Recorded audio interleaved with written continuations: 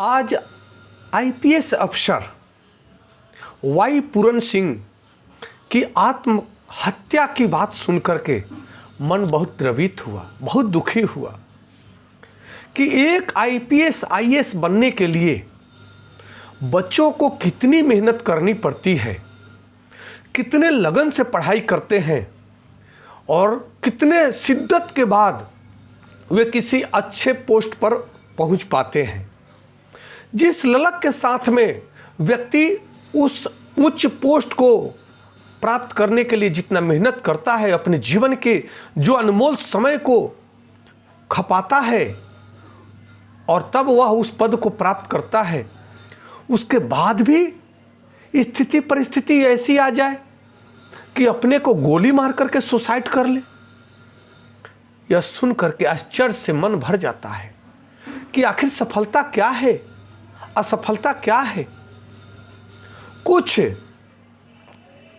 उन लोगों के कारण जिन्होंने उनको प्रताड़ित किया, जिन्होंने उनको आरोपित करने का प्रयास किया, जिन्होंने उन्हें टॉर्चर किया, उनके वजह से अपने आप को मिटा देना ये कहीं से भी बुद्धिमत्ता नहीं है। यहाँ पे आकर के हमें याद आता है, ध्यान आता है कि अध्यात्म ज्ञान की हम सबको कितनी ज़रूरत है। अभी समाचार में सुनकर के कि उन्होंने कई लोगों को नामित किया है कि जिनके टॉर्चर होने से, जिन्होंने हमें धमकाया, जिन्होंने हमें फंसाने का प्रयास किया, जिन्होंने हम पर आरोप लगाने का प्रयास किया, उस वजह से टॉर्चर होकर के, परेशान होकर के उन्होंने आत्महत्या कर ली। ये बहुत दुखद है और यह बहुत ही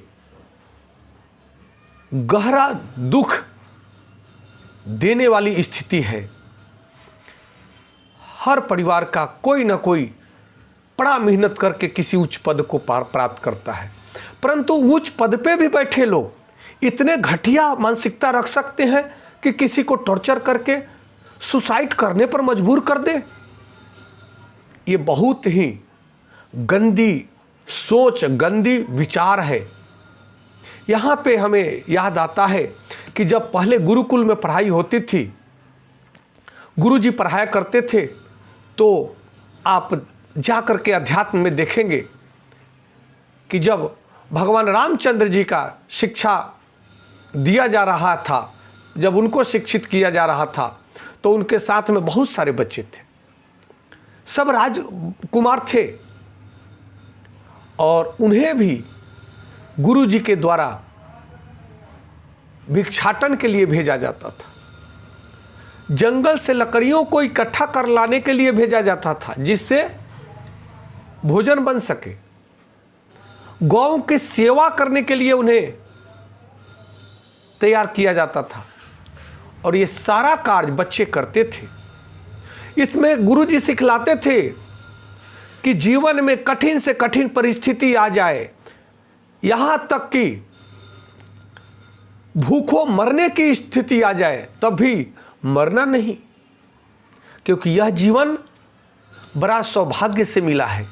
मनुष्य जीवन बड़ा सौभाग्य से मिला है। यह जीवन संघर्ष से भरा हुआ है, परंतु मरा हुआ नहीं है। मनुष्य ही ऐसा प्राणी है जिसमें विवेक शक्ति है, जो चिंतन कर सकता है, और मनुष्य ही है जो सभी प्राणियों को सुसज्जित ढंग से सृष्टि को सजा सकता है और उन्हें जीवन दान दे सकता है। अन्यथा पशु वृत्ति, पक्षी वृत्ति, मत्स्य वृत्ति, ये तो वही है कि अपना पेट भरो चाहे जैसे भी हो। परंतु मनुष्य अगर ज्ञानी है, विद्वान है, तो वह केवल पेट भरना नहीं है, सबको भोजन करा करके सबके जीवन को संरक्षित करने का दायित्व होता है मनुष्य के ऊपर। भगवान कृष्ण को भी गुरु संदीपनी जी ने सभी शिक्षाओं से ओतप्रोत किया। जंगल में लकड़ियाँ चुनना, भिक्षाटन करना, गौ की सेवा करना और कठिन से कठिन परिस्थितियों में भी घबराना नहीं, धैर्य और शांति को नहीं खोना। क्योंकि गुरु ने बताया है कि जीवन में कोई ऐसी समस्या नहीं है जिसका समाधान मनुष्य के पास नहीं है। कुछ समस्याओं का समाधान तो समय ही कर देता है। जो लोग आपको परेशान करना चाहते हैं, करते हैं, एक समय ऐसा आता है कि प्रकृति द्वारा, वे अपनों के ही द्वारा ऐसे प्रताड़ित होते हैं, ऐसे परेशान होते हैं कि वे दूसरों को परेशान करना भूल जाते हैं। इसलिए कभी समय का भी इंतजार करना चाहिए, धैर्य के साथ में निर्णय लेना चाहिए, क्योंकि यह जीवन अनमोल है। यह जीवन दोबारा किस योनि में मरने के बाद हम जाएंगे, यह जीवन मिले या न मिले, इसलिए हमें बहुत विचार करने की आवश्यकता है। विचार के साथ में हमें अपने जीवन को उन्नत बनाना है, क्योंकि परेशानियां हैं, बहुत सी परेशानियां तो दूसरों के कारण हमारे जीवन में आती हैं। क्योंकि जब हम गाड़ी चलाते हैं, हम सही ढंग से चला रहे हैं, परंतु ऐसे बहुत लोग मिलेंगे जो अपने गलती से दूसरों को एक्सीडेंट करा देते हैं। दूसरों के गलती से ज़्यादातर एक्सीडेंट होता है। इसलिए आप तो अच्छे ढंग से चलें, परंतु दूसरों से भी सावधान रहने की आवश्यकता है। आंख बंद करके आप नहीं चल सकते, और भोला बन करके, बच्चा बन करके भी आप बड़ा निर्णय नहीं ले सकते हैं। क्योंकि बड़े पद को प्राप्त करने में जो तपस्या व्यक्ति का लगता है, उस तपस्या का कोई कीमत नहीं हो सकता है। वह अनमोल समय, अनमोल मेहनत, अनमोल एनर्जी से वह व्यक्ति अपने आप को संवारने का प्रयास करता है, और संवरने के बाद भी संपूर्ण जीवन का नाश कर दे, ये तो किसी प्रकार से उचित नहीं है। इसलिए केवल परीक्षा के लिए पढ़ाई से हम सब का कल्याण नहीं होना है। केवल उच्च पद प्राप्त कर लेने के लिए पढ़ाई करने से हमारा और आपका या समाज का कल्याण नहीं होना है। उसके साथ में आध्यात्मिक ज्ञान भी अति आवश्यक है, जो समय, धैर्य, शांति और सहयोग की भावना को उन्नत बनाता है। अगर किसी भी सीनियर अफसर में या समकक्ष अफसर में सहयोग की भावना होती, वह वाई पूरन सिंह को अगर शांति, धैर्य रखने का साहस देता, तो कहते हैं कि मरते को तीन का सहारा।